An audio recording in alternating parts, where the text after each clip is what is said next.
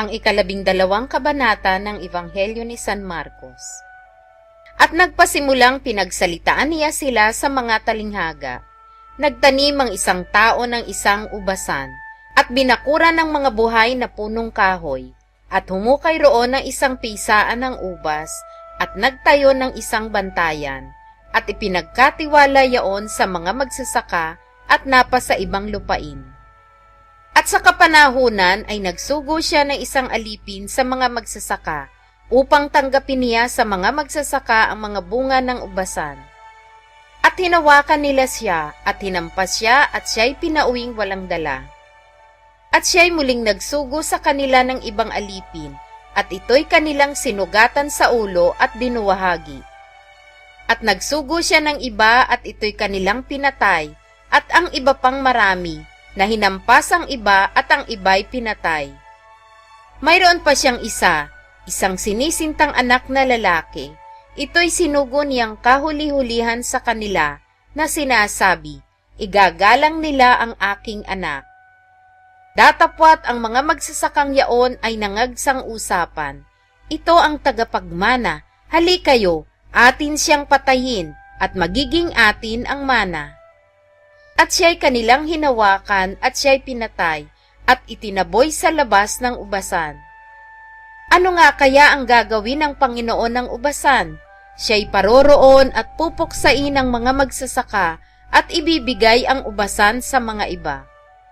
Hindi man lamang baga nabasa ninyo ang kasulatang ito? Ang batong itinakwil ng nangagtayo ng gusali, ang siya ring ginawang pangulo sa panulok. Ito'y mula sa Panginoon at ito'y kagilagilalas sa harap ng ating mga mata.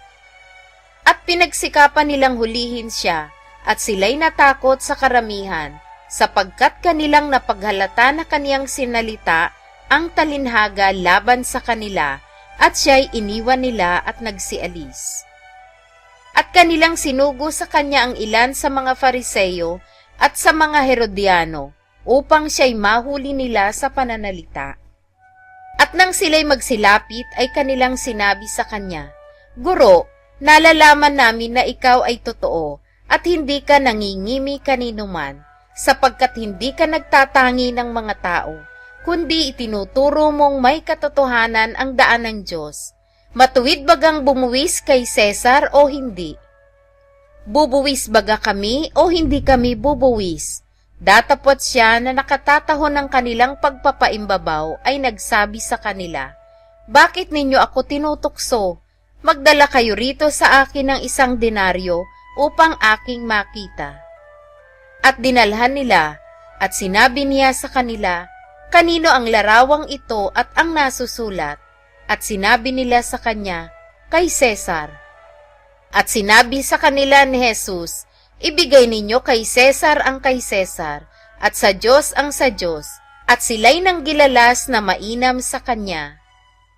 At nagsilapit sa kanya ang mga Saduseyo na nangagsasabi na walang pagkabuhay na mag-uli, at sila'y kanilang tinanong na sinasabi, Guro, isinulat sa amin ni Moises kung ang kapatid na lalaki ng isang lalaki ay mamatay at may maiwang asawa at walang maiwang anak, ay kukunin ng kanyang kapatid ang kanyang asawa at bigyan ng anak ang kanyang kapatid.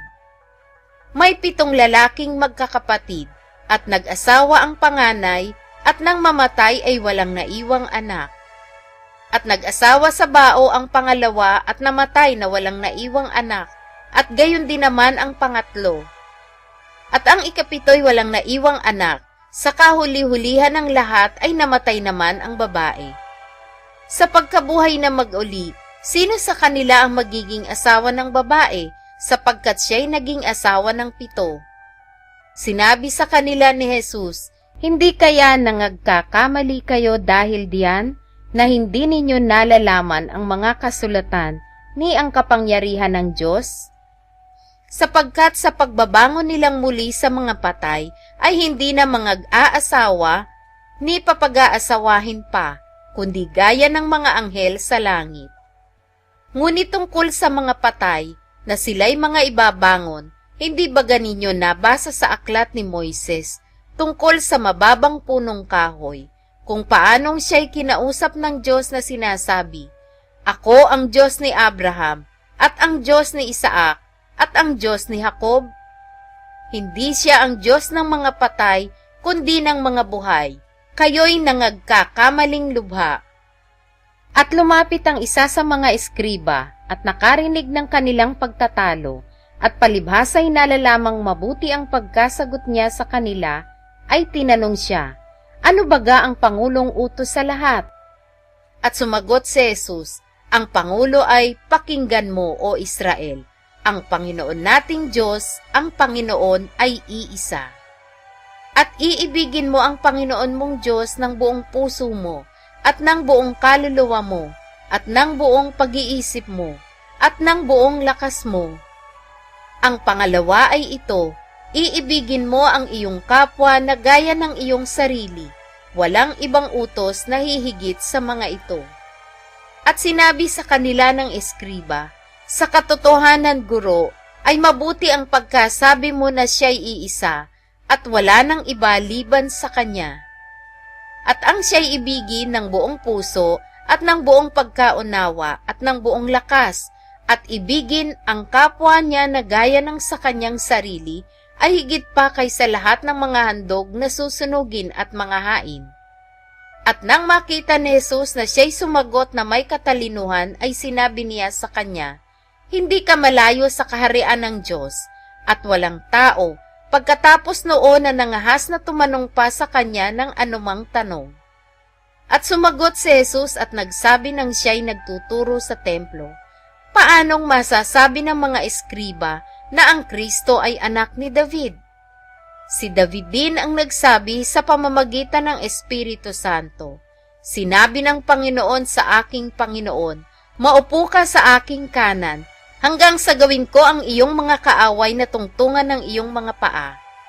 Si David din ang tumatawag na Panginoon sa kanya, at paano ngang siya'y kanyang anak, at ang mga karaniwang tao ay nangakikinig sa kanyang may galak."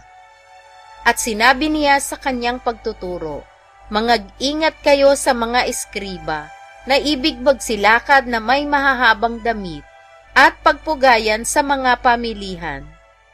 At ibig nila ang mga pangulong upuan sa mga sinagoga, at ang mga pangulong luklukan sa mga pigingan.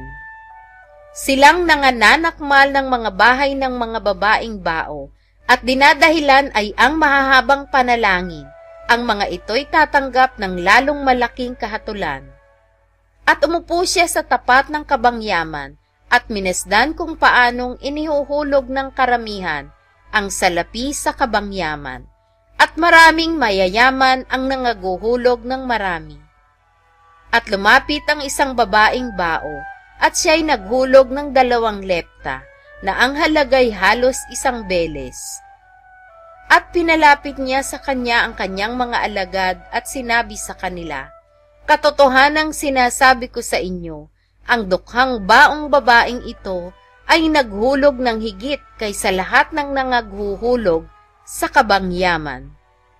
Sapagkat silang lahat ay nagsipaghulog ng sa kanila'y labis, datapot siya sa kanyang kasalatan ay inihulog ang buong nasa kanya, sa makatwid bagay ang buong kaniyang ikabubuhay."